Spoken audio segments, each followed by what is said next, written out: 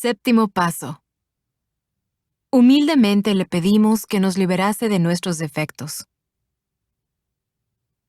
Ya que este paso se centra tanto en la humildad, debemos hacer una pausa para considerar lo que es la humildad y lo que su práctica puede significar para nosotros. En verdad, el tratar de adquirir cada vez más humildad es el principio fundamental de cada uno de los 12 pasos de Alcohólicos Anónimos.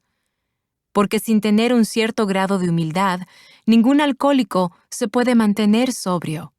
Además, casi todos los alcohólicos anónimos han descubierto que, a menos que cultiven esta preciada cualidad en un grado mucho mayor de lo que se requiere solo para mantener la sobriedad, tendrán escasas posibilidades de conocer la verdadera felicidad.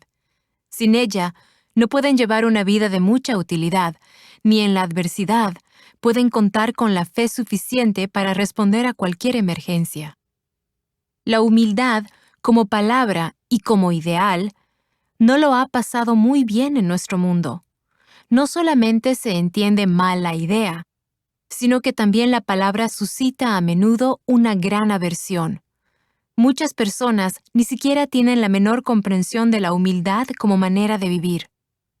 Mucho de lo que oímos decir a la gente en nuestra vida diaria y una buena parte de lo que leemos destaca el orgullo que siente el ser humano por sus propios logros.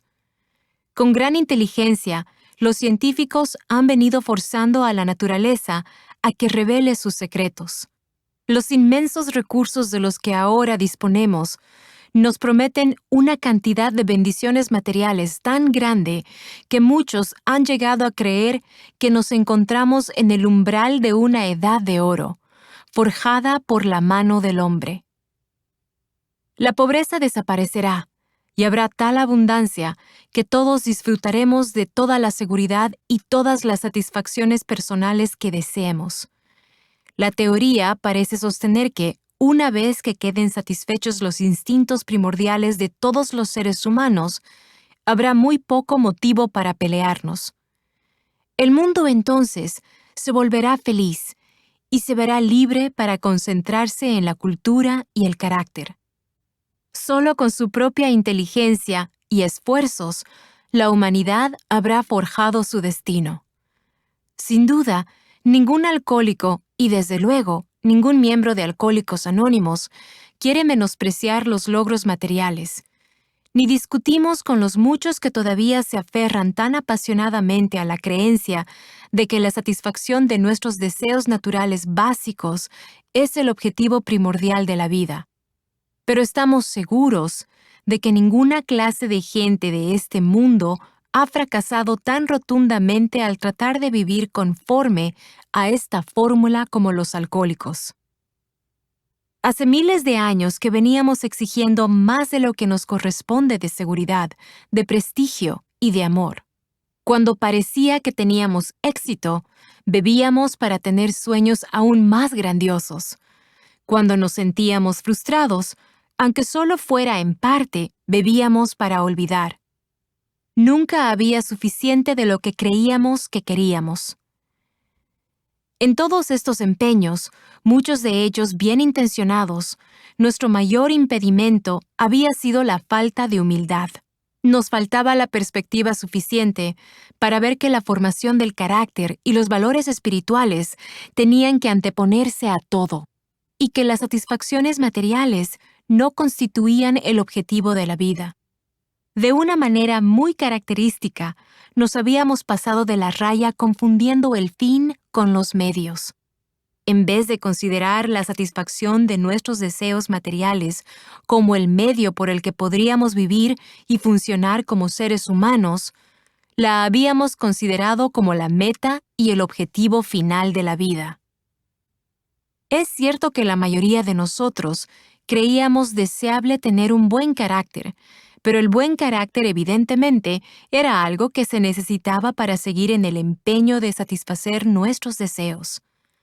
Con una apropiada muestra de honradez y moralidad, tendríamos una mayor probabilidad de conseguir lo que realmente queríamos, pero siempre que teníamos que escoger entre el carácter y la comodidad, La formación del carácter se perdió en el polvo que levantamos al perseguir lo que creíamos era la felicidad.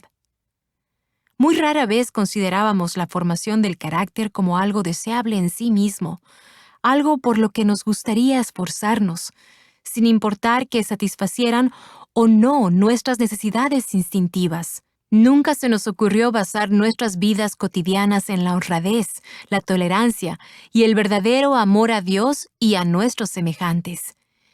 Esta falta de arraigo a cualquier valor permanente, esta incapacidad de ver el verdadero objetivo de nuestra vida, producía en nosotros otro mal efecto. Mientras siguiéramos convencidos de poder vivir contando exclusivamente con nuestras propias fuerzas y nuestra propia inteligencia, nos era imposible tener una fe operante en un poder superior. Y esto era cierto aun cuando creíamos que Dios existía. Podíamos tener sinceras creencias religiosas que resultaban infructuosas porque nosotros mismos seguíamos tratando de hacer el papel de Dios.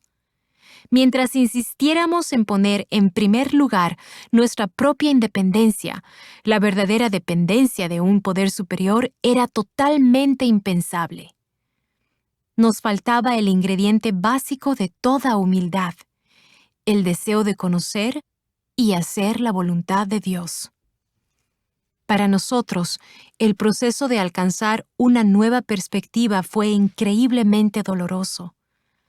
Solo tras repetidas humillaciones, nos vimos forzados a aprender algo respecto a la humildad.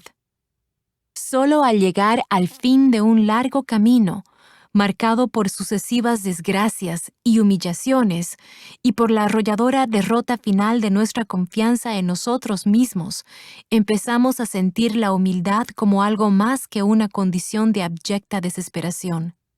A cada recién llegado a Alcohólicos Anónimos se le dice, y muy pronto llega a darse cuenta por sí mismo, que esta humilde admisión de impotencia ante el alcohol es su primer paso hacia la liberación de su dominio paralizador. Es así como, por primera vez, vemos la necesidad de tener humildad. Pero esto no es sino un mero comienzo.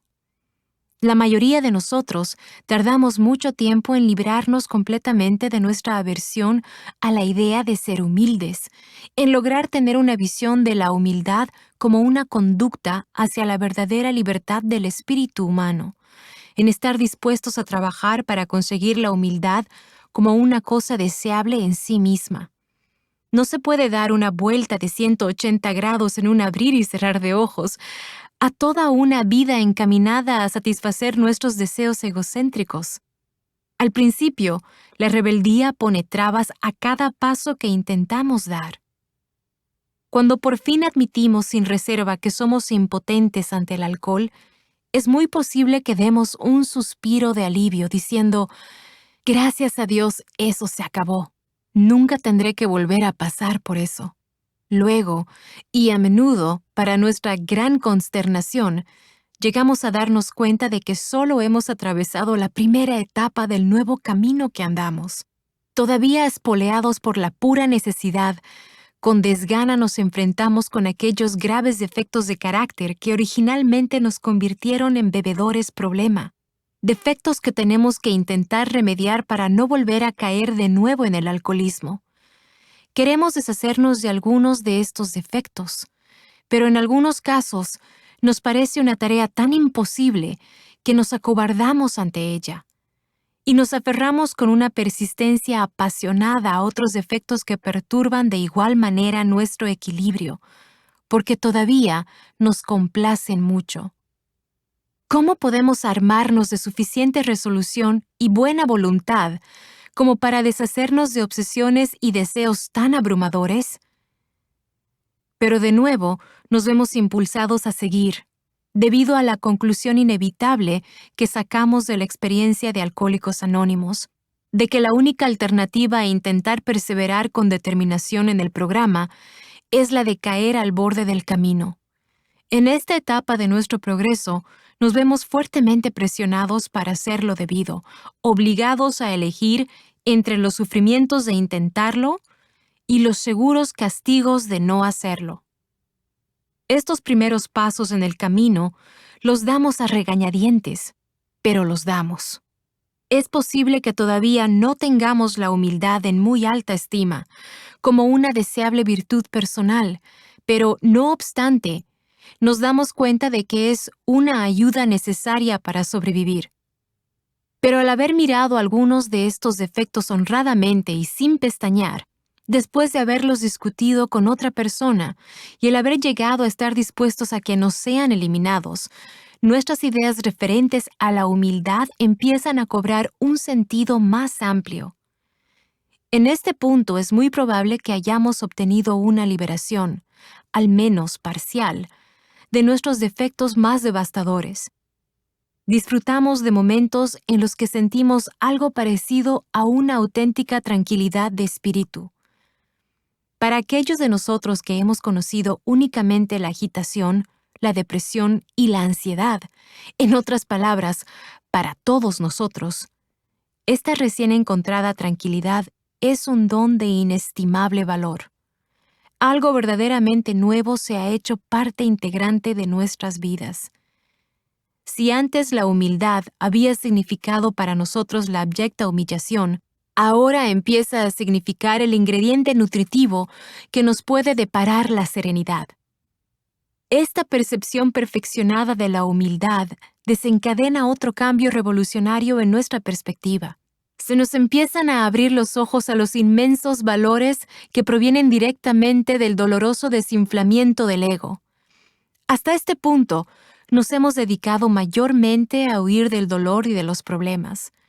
Huíamos de ellos como quien huye de la peste. Jamás queríamos enfrentarnos a la realidad del sufrimiento. Nuestra solución siempre era la de valernos de la botella para escapar. La formación de carácter por medio del sufrimiento puede que les sirviera a los santos, pero para nosotros no tenía ningún aliciente. Entonces, en Alcohólicos Anónimos, miramos alrededor nuestro y escuchamos. Y por todas partes veíamos los fracasos y los sufrimientos transformados por la humildad en bienes inapreciables. Oíamos contar historia tras historia de cómo la humildad había sacado fuerzas de la debilidad. En todo caso, el sufrimiento había sido el precio de entrada en una nueva vida. Pero este precio de entrada nos había comprado más de lo que esperábamos. Traía consigo cierto grado de humildad, la cual, pronto descubrimos, aliviaba el sufrimiento. Empezamos a temerle menos al sufrimiento y a desear la humildad más que nunca. Durante este proceso de aprender más acerca de la humildad, el resultado más profundo era el cambio de nuestra actitud para con Dios. Y esto era cierto, ya fuéramos creyentes o no. Empezamos a abandonar la idea de que el poder superior fuera una especie de sustituto mediocre a quien recurrir únicamente en emergencias. La idea de que seguiríamos llevando nuestras propias vidas con una ayudita de Dios de vez en cuando empezaba a desaparecer. Muchos de los que nos habíamos considerado religiosos nos dimos repentina cuenta de lo limitada que era esta actitud. Al negarnos a colocar a Dios en primer lugar, nos habíamos privado de su ayuda. Pero ahora, las palabras, por mí mismo nada soy, el Padre hace las obras, empezaban a cobrar un significado muy prometedor. Vimos que no siempre era necesario que fuéramos humillados y doblegados para alcanzar la humildad. El sufrimiento incesante no era la única forma de alcanzarla. Nos podía llegar igualmente por estar bien dispuestos a buscarla. Ocurrió un viraje decisivo en nuestras vidas cuando nos pusimos a conseguir la humildad como algo que realmente queríamos y no como algo que debíamos tener. Marcó el momento en que pudimos empezar a ver todas las implicaciones del séptimo paso. Humildemente le pedimos que nos liberase de nuestros defectos. Al prepararnos para dar el séptimo paso, puede que valga la pena volver a preguntarnos cuáles son nuestros objetivos más profundos. A cada uno de nosotros le gustaría vivir en paz consigo mismo y con sus semejantes. Nos gustaría que se nos diera la seguridad de que la gracia de Dios puede hacer por nosotros aquello que no podemos hacer por nosotros mismos. Hemos observado que los defectos de carácter que se originan en deseos indignos y miopes son los obstáculos que bloquean nuestro camino hacia estos objetivos.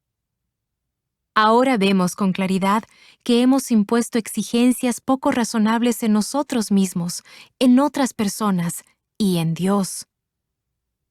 El principal activador de nuestros defectos ha sido el miedo egocéntrico, sobre todo el miedo de que perderíamos algo que ya poseíamos o que no conseguiríamos algo que exigíamos. Por vivir a base de exigencias insatisfechas, nos encontrábamos en un estado de constante perturbación y frustración. Por lo tanto, no nos sería posible alcanzar la paz hasta que no encontráramos la manera de reducir estas exigencias. La diferencia entre una exigencia y una sencilla petición está clara para cualquiera. En el séptimo paso, efectuamos el cambio de actitud que nos permite, guiados por la humildad, salir de nosotros mismos hacia los demás y hacia Dios. El séptimo paso pone todo su énfasis en la humildad. En realidad, nos dice que ahora debemos estar dispuestos a intentar conseguir, por medio de la humildad, la eliminación de nuestros defectos, al igual que hicimos cuando admitimos que éramos impotentes ante el alcohol y llegamos a creer que un poder superior a nosotros mismos podría devolvernos el sano juicio. Si ese grado de humildad podía hacernos posible encontrar la gracia suficiente para desterrar tan mortal obsesión, entonces cabe esperar los mismos resultados respecto a cualquier problema que podamos tener.